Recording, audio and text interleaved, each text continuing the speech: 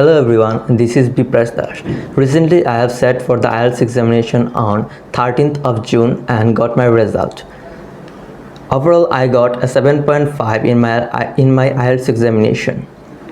If I would say individually, I got a 7 in speaking and 8.5 in listening and 8 in reading. And at last I got 6 in my writing module. Throughout my journey, 𝐒XA'S has always helped me, and the management and the facilities of 𝐒XA'S was really great. And from my experience, I would say that the speaking care session and the mock test modules, the mock tests were really helpful throughout my journey.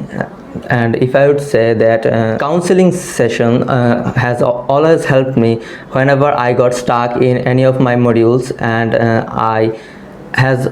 the teachers has always helped me to overcome the situation.